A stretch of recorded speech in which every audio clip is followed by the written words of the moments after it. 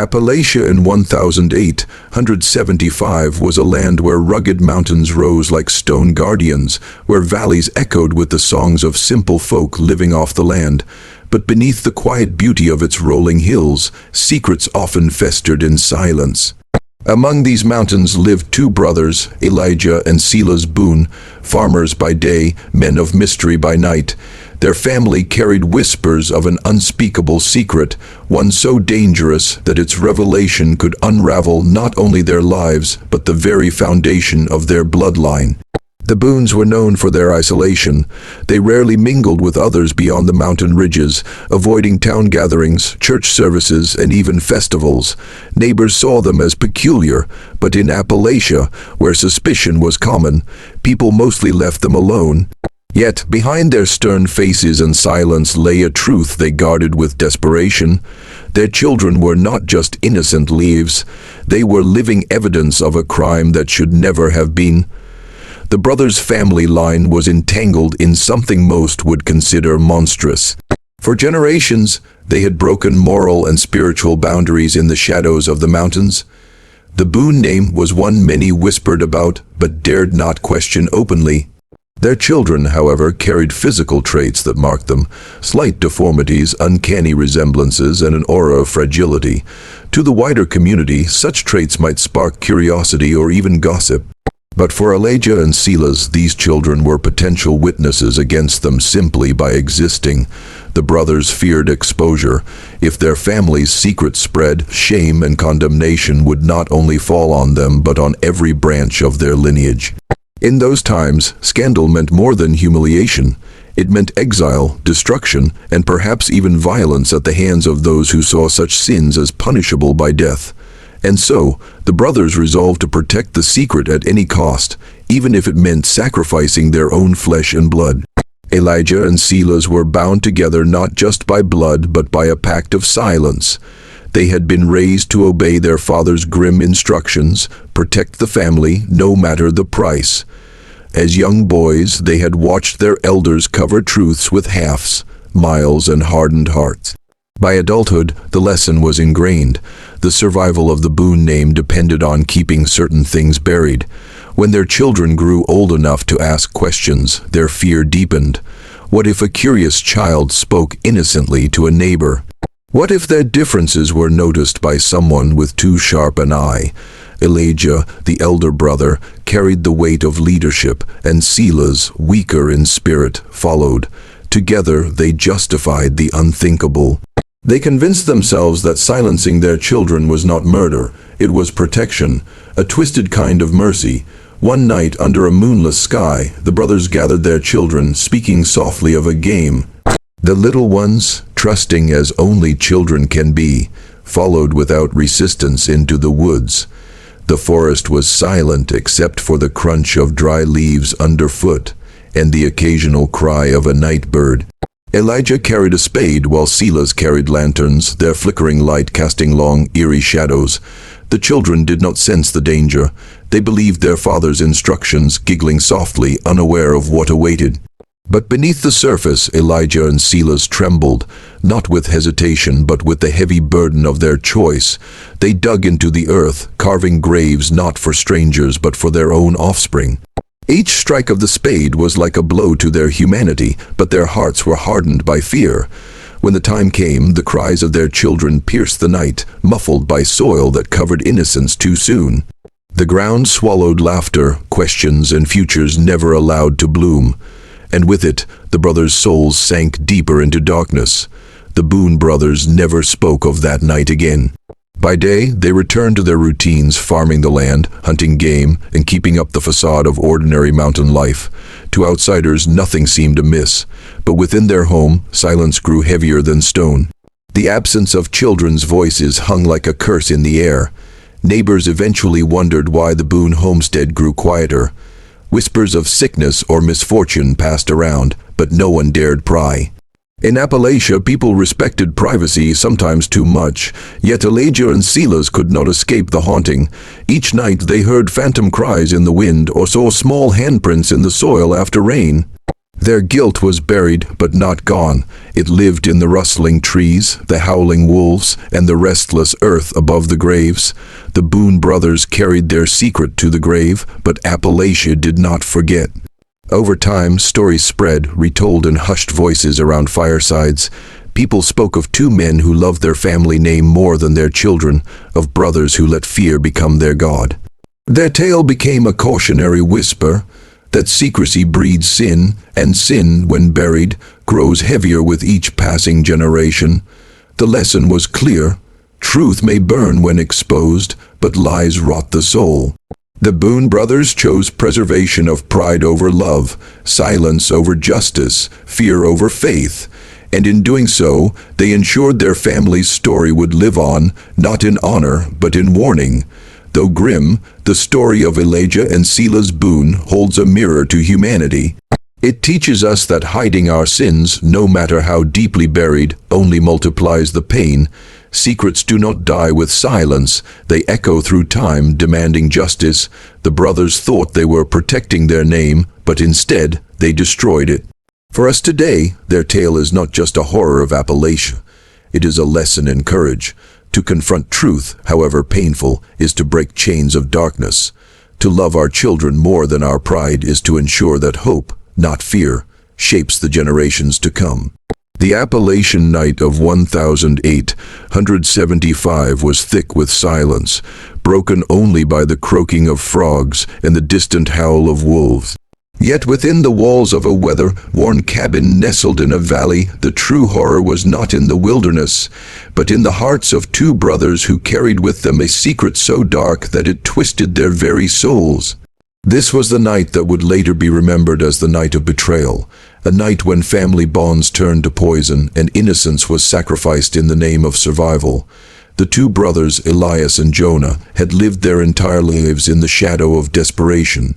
They were men hardened by poverty, shaped by suspicion, and controlled by fear of being exposed for a crime they had carried in silence.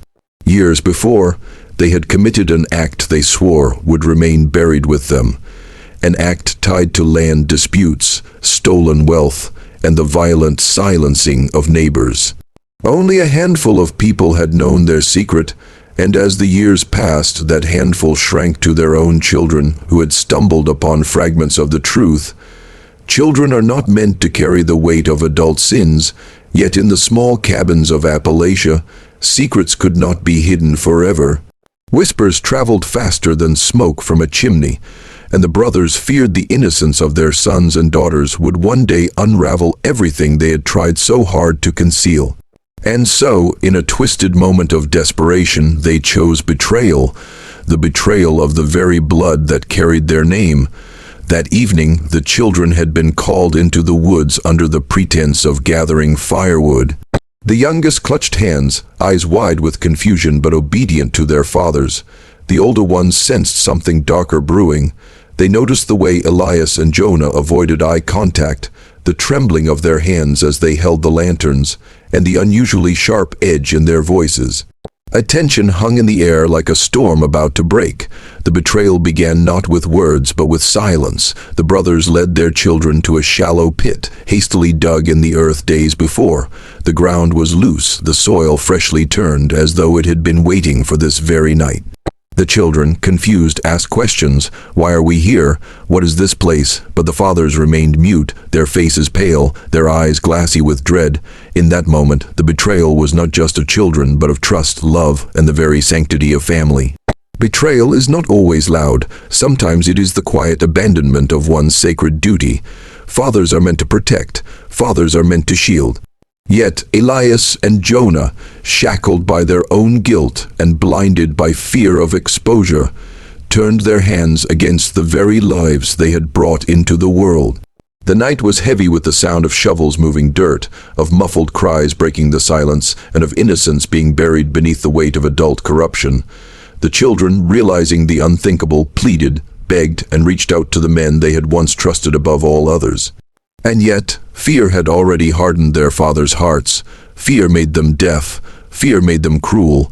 The true betrayal was not simply the physical act of burying their children alive. It was the breaking of a sacred bond that can never be repaired.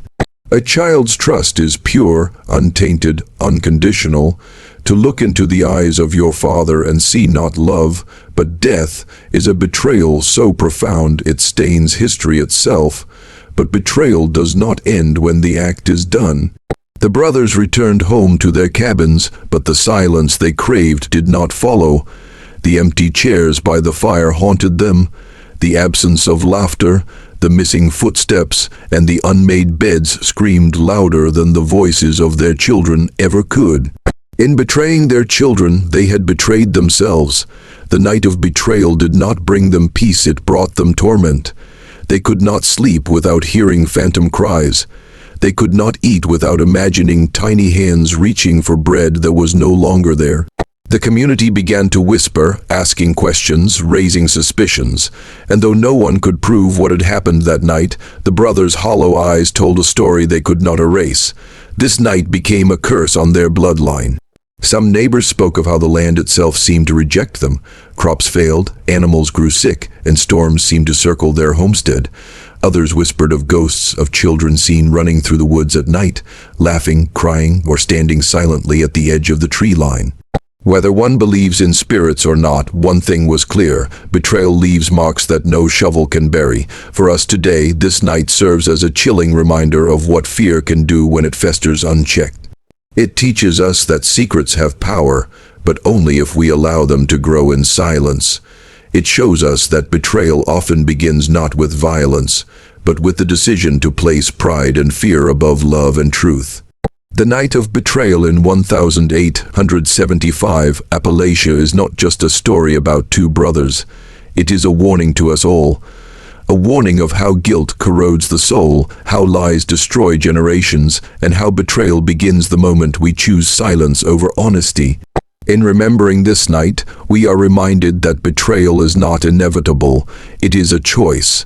And though Elias and Jonah chose wrong, their story urges us to choose differently, to choose love, truth, and courage, even when the shadows of fear surround us. In the years that followed the fateful night of betrayal, the town that surrounded Elias and Jonah's cabin began to stir with questions too heavy to ignore. Small Appalachian communities in the late 19th century were bound together by necessity. Neighbors depended on one another for food, for labor, for protection against the harshness of nature. In such a place, secrets could never remain entirely hidden. And though Elias and Jonah had buried their children beneath the soil, they could not bury the questions that soon rose among their neighbors. Suspicion does not burst forth all at once. It creeps like a shadow, subtle at first, then darker with every passing day. The first murmurs began when the children stopped appearing at church gatherings. Every Sunday, the pews had once been filled with restless little ones, fidgeting hands, whispered laughter, and the occasional outburst that drew stern looks from their parents. But 1 week passed, then 2, then months, and their absence became impossible to overlook. Neighbors asked gentle questions at first. Are the little ones sick? Have they gone to visit kin in another county? Elias and Jonah had rehearsed answers: sickness, relatives, even schooling in a distant town. Their words were plausible enough on the surface, but something in their delivery felt wrong. Their voices lacked warmth, their stories tangled, and their eyes carried a restless heaviness. In a small town, truth is not always spoken, it is felt, and the people felt that something was terribly amiss. The suspicion deepened when women from the town noticed Elias and Jonah's wives, silent, withdrawn, their eyes red from weeping. The women of Appalachia were not strangers to hardship. They knew the look of grief, of a soul carrying a burden too great. These wives never spoke directly of what haunted them, but grief clings to a person in ways words cannot hide. Whispers began to weave through the community like smoke. Something has happened to those children. Soon, questions turned into watchfulness. Neighbors noticed that Elias and Jonah avoided company. Once men who had joined in barn raisings, harvest gatherings, and trading fairs, they now isolated themselves, slipping into the background, speaking little. Isolation, in a place where everyone's lives were intertwined, was as loud as a confession. Suspicion is like fire, it spreads quickly once kindled. The blacksmith spoke of how Elias no longer brought the boys to help with chores. The pastor mentioned how Jonah had stopped bringing his family to church altogether. Hunters whispered of strange sounds in the woods near their land, muffled cries, perhaps the wind, perhaps something more. And then there was the soil.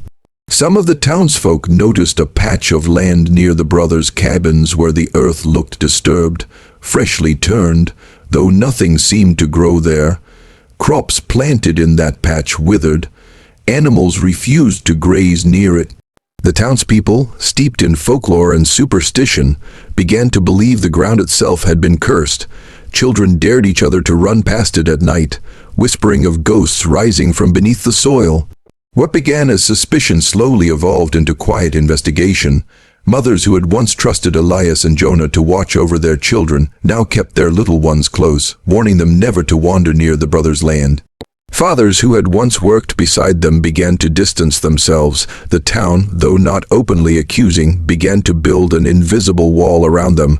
Suspicion soon reached the ears of authority. A sheriff rode out to the cabins under the guise of a routine visit. He asked questions with the steady calm of a man who had heard it all before. The brothers repeated their rehearsed lies, but something about the sheriff's lingering gaze unsettled them. Though he found no evidence that day, he left with unease, knowing the town's whispers were not baseless. What Elias and Jonah did not understand was that suspicion carries a weight heavier than accusation. Accusations can be fought with evidence, but suspicion festers unseen, shaping the way people look at you, the way they speak about you when you are not present. It infects every interaction. Their reputations began to rot. No one wished to trade with them. Invitations to town gatherings ceased. Where once they had been part of the lifeblood of the community, now they were outsiders, watched from a distance, feared, and quietly despised.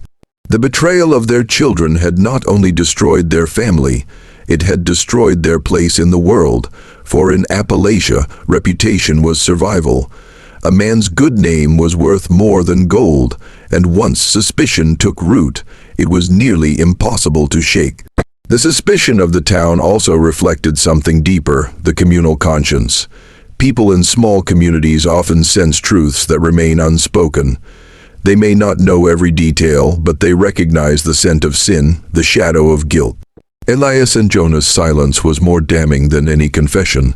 Their inability to look a neighbor in the eye, their wives' haunted expressions, their children's absence, all became pieces of a puzzle that did not need words to solve. As the years passed, the town's suspicion hardened into certainty. No one could prove what had happened, but everyone knew, and knowledge unspoken can be more powerful than evidence itself. Parents told their children stories at night, warning them about the brothers, using their names as cautionary tales. Travelers were told to avoid the cabins by the valley, lest they cross paths with cursed men. Suspicion did not only isolate Elias and Jonah, it consumed them. Everywhere they turned, they saw eyes watching, lips whispering, hands pointing. Their own paranoia magnified the town's unease.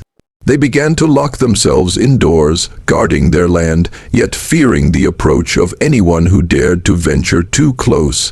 And so, the suspicion of the town became a haunting in itself. It was not a court that judged them, nor a jury, but the unshakable knowing of a community that carried their secret as if it were its own. The soil may have hidden the children's bodies, but the town carried their memory in every whisper, every glance, every silence. Suspicion became their sentence. Long before justice could ever reach them, Elias and Jonah were already condemned, not by law, but by the collective heart of their people. The darkest prisons in this world are not built of stone or iron. They are forged within the human heart, barred by guilt, guarded by memory, and locked by the conscience that never lets go. For the brothers of Appalachia in 1875, who buried their own children alive to keep a secret, their punishment began not with shackles or gallows, but with the slow unraveling of their own souls. At first, they believed they could silence the truth with earth and silence. They told themselves that what was done was necessary, that secrets must be buried deeper than bones. Yet conscience has a way of whispering louder than any justification. and over time, that whisper grew into a roar neither man could silence. The nights came first, neither brother could sleep. When they shut their eyes, they swore they could hear scratching, the faint, desperate clawing of tiny fingers against wooden coffins buried beneath the soil. The cries of their children, muffled by dirt, replayed in their dreams until they bolted awake, drenched in sweat, breathless as if they too were suffocating underground. They tried to drown the visions with whiskey. They tried to lose themselves in the hardness of farm work. They tried to tell themselves it had been quick, that the little ones had not suffered, but conscience is not fooled by lies. It gnawed at them with each passing day. Their wives noticed first. One husband would sit at the table, hands trembling, food untouched. The other would lash out at nothing, his temper snapping like a whip at the smallest sound. Their neighbors noticed too. These men, once proud and steady, now walked with hunched shoulders, shadows etched deep into their faces, as though carrying weights unseen by anyone else. Though they had committed the crime together, the bond that once held the brothers close now began to fray. Each man saw in the other a mirror of his own guilt, and mirrors are difficult to face when one is haunted. One accused the other of speaking too much to strangers, of drinking too much and letting his tongue slip. The other accused his brother of praying too loudly at church, drawing attention to their unease. What once was loyalty between them soured into suspicion. "Do you think people know?" one whispered in the barn late at night. "They don't," the other replied sharply, "unless you let them." And so silence became their pact, but silence did not bring peace. Every time they passed the patch of ground where the children lay, their hearts clenched. They avoided it at first, taking longer paths across their own property to keep their eyes from falling upon it. But avoiding it only made it loom larger in their minds. One brother, unable to bear it, began visiting the site at night. He would kneel in the dirt, whispering apologies into the cold ground, pressing his hands into the soil as if he could touch his children through it. He left small tokens, carved wooden toys, a ribbon from his daughter's hair. His grief was a wound that bled in secret. The other brother grew angry at such weakness. "You'll give us away," he hissed when he caught his sibling at the grave one night. But deep down, even his harshness was a mask. For though he would not kneel and weep, the graves haunted him too. He felt them in the silence of dawn, in the stillness of the fields, in the sound of his wife's weeping when she thought he could not hear. Conscience does not crumble all at once. It chips away piece by piece until one morning a man finds he cannot stand beneath its weight. One brother broke first. He stopped tending his land. He stopped speaking to his wife. He sat in silence for hours, staring into the distance, his eyes hollow. His nights became filled with mutterings, prayers, or confessions no one could say. His wife, terrified, told the pastor that her husband had changed. Something unholy was pressing on him. The pastor visited, and though the man said nothing, his trembling hands and tear-filled eyes spoke louder than words. Conscience had already begun his confession, even if his lips had not yet formed the truth. The other brother raged at him. "You'll ruin us all," he snarled, but the words rang empty, for deep inside, he too was nearing his end. The guilt was no longer a whisper. It was a voice that followed him everywhere, screaming in the laughter of other children, echoing in the silence of his home, twisting in the wind that passed through the hollows.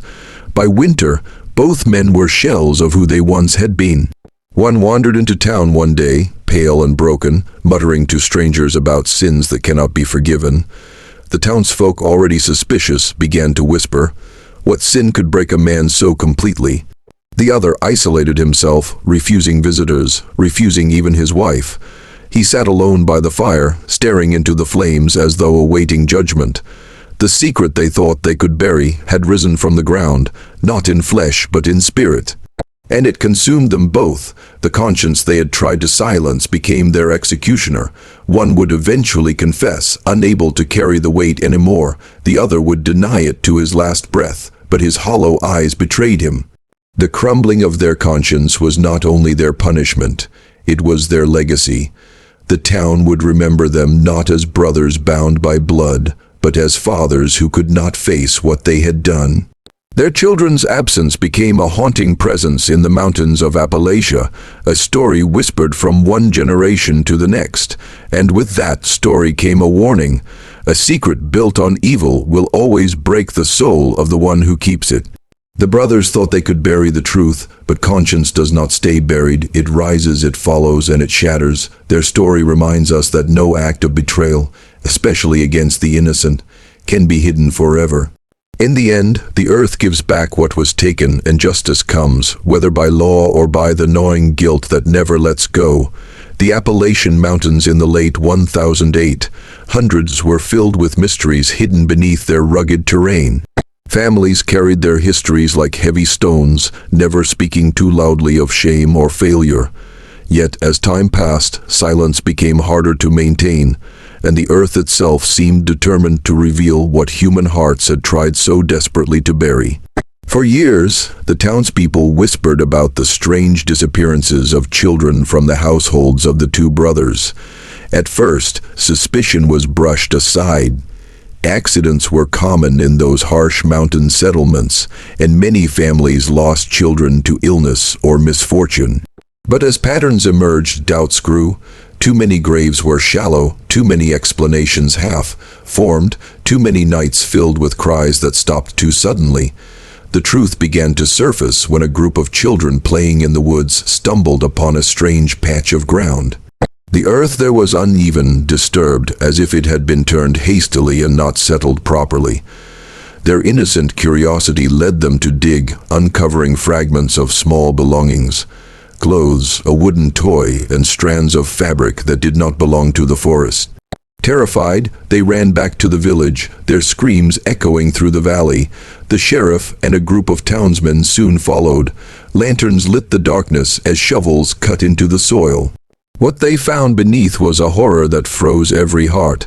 The remains of small bodies buried together, concealed in the shallow ground. The toys, scraps of clothing, and personal trinkets left no doubt. They belonged to the children of the brothers. The revelation tore through the town like wildfire. No longer could anyone dismiss the whispers. No longer could anyone believe that these deaths were coincidences or tragedies of fate. The brothers, who had once walked among them as ordinary men, carrying their secrets in silence, now stood as symbols of unspeakable betrayal. What came next was not swift justice, but agonizing unraveling. The brothers were taken in, their faces hollow with fear. At first, they denied everything, insisting that their children had died of sickness, that they had been too poor for proper burials. But when pressed, when the evidence was laid before them, cracks appeared in their composure. The younger of the two broke first. His confession spilled like poison, trembling and desperate. He spoke of a secret too dark to name, of shame that threatened to destroy their family's standing. He admitted that they had chosen silence, chosen the soil as their accomplice, believing that burying their children would bury their sin. But the truth could not be buried. It was alive in the bones of the earth, in the sorrow of the town, in the grief of the mothers who had trusted them. Every detail of the confession shocked the community deeper. The pact between the brothers, the cold nights when they carried out their acts, the fear that had bound them tighter than blood itself. The elder brother sat in silence through it all, his face carved in stone, until at last he too admitted his part.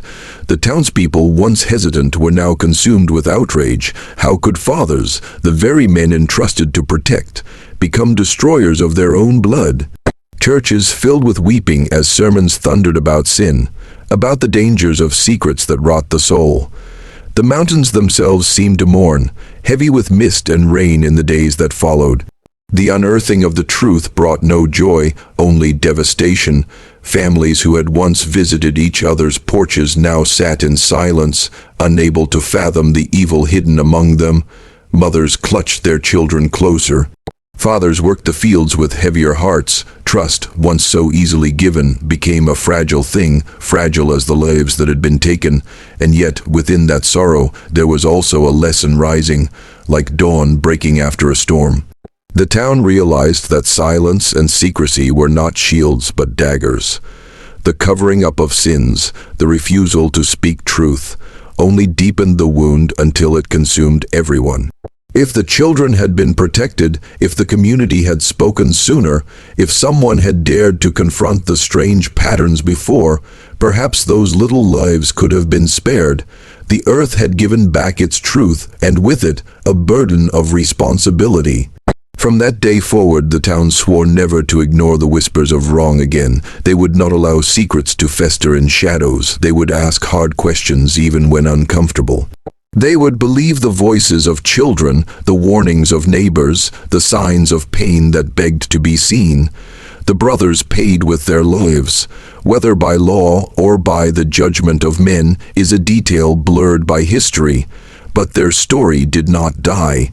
It lingered in the hills as a haunting reminder. The graves of their children, once hidden, became a sacred ground where townsfolk prayed for strength and guidance. Parents taught their children not only to obey but to speak, to trust that truth was always safer than silence. In the end, the unearthing of that terrible secret became the seed of a moral awakening. Painful as it was, it carved into the memory of Appalachia a truth that could not be ignored, that evil grows in silence, but it cannot escape the light forever. The soil may hold secrets for a time, but sooner or later, the earth itself rises to bear witness. And when it does, we are forced to face the question, will we look away or will we finally listen? When we look back at the tragedy of the brothers in Appalachia, it is tempting to see it only as a grim piece of history, a story buried in time. But history is never just history, it is a mirror. It reflects the darkest parts of human nature and challenges us to ask, what are we burying today? What truths are we too afraid to face? The brothers' decision to silence the cries of their children rather than confront their sin was not born in a vacuum. It was born of fear, fear of shame, fear of judgment, fear of being exposed. And if we are honest, that same fear still haunts our world today. We may not be digging shallow graves in the woods, but many of us bury the truth in other ways. We bury it in broken families, pretending everything is fine while abuse festers behind closed doors. We bury it in addictions, numbing the pain instead of confronting its source. We bury it in our communities, ignoring injustices because it is easier to stay silent than to challenge the powerful. And we bury it within ourselves, our doubts, our failures, our wounds, hoping that if no one sees them, maybe they will disappear. But just like in the mountains of Appalachia, the earth always remembers. Sooner or later, the truth rises. The lesson is this: secrets destroy, but truth, even when painful, heals. The townspeople learned this when they unearthed the children's remains. The devastation of that discovery forced them to confront what silence had cost. And in our lives, the same principle applies. The longer we hide what is broken, the deeper the damage becomes. Think of how many lives today are lost not because of violence alone, but because people carry unbearable burdens in silence. How many young souls drown in despair because they believe no one will listen? How many families collapse because generations chose secrecy over honesty? The Appalachian tragedy whispers across time, warning us that when we bury pain instead of confronting it, it does not vanish, it grows. Another lesson rests in the role of the community. In 1875, neighbors had seen signs, odd disappearances, half-spoken rumors, but they hesitated, brushed them aside, or convinced themselves it was not their place to interfere. Only when children stumbled upon the graves did the truth come out. How often do we do the same today? We notice someone struggling, but we stay silent. We hear rumors of harm but turn away, telling ourselves it is none of our business. Yet evil thrives not only because of those who commit it, but because of those who allow it through silence. We must learn to be courageous witnesses, to speak when something feels wrong, to ask hard questions, to protect the vulnerable even when it is uncomfortable. The lesson for us today is that silence is complicity. The brothers committed the crime, but silence allowed the cycle to continue far too long. There is also a personal lesson here, one about the weight of guilt and the power of confession. The younger brother's eventual breakdown showed that no secret can be carried forever. Guilt is a merciless companion. It gnaws at the mind, corrodes the soul, and leaves a person hollow. We all carry regrets, mistakes, and sins, but the choice is ours. Do we bury them deeper, or do we bring them into the light, confess, and seek forgiveness? The moment truth is spoken, the healing begins. Our world desperately needs this kind of honesty. We live in a culture where image is valued more than integrity. where people polish appearances while rotting inside. But appearances never save anyone. Truth does. If we want stronger families, healthier communities, and more peaceful lives, we must dare to face what we would rather hide. And perhaps the most sobering lesson of all is this: children always pay the price for the sins adults refuse to confront. In Appalachia, it was literal. Today, it may be different. Children growing up in broken homes, in cycles of abuse, in silence where love should speak. Every generation inherits either the courage or the cowardice of the one before it. The brothers passed down silence and secrecy. The townspeople, after uncovering the truth, tried to pass down vigilance and honesty. What will we pass down? The story reminds us that even in horror, redemption is possible, not through forgetting, but through remembering rightly. The graves became sacred ground, a place of mourning and warning, and in the same way our scars, whether personal or collective, can become teachers. They remind us where silence leads, and they push us toward a future built on truth. So what does the Appalachian tragedy ask of us today? It asks us to dig, not in the soil but in our own hearts, to uncover what we have tried to hide, to stop pretending, to tell the truth even when it trembles on our lips. It asks us to listen to the whispers around us, to pay attention when others cry for help, to be brave enough to intervene.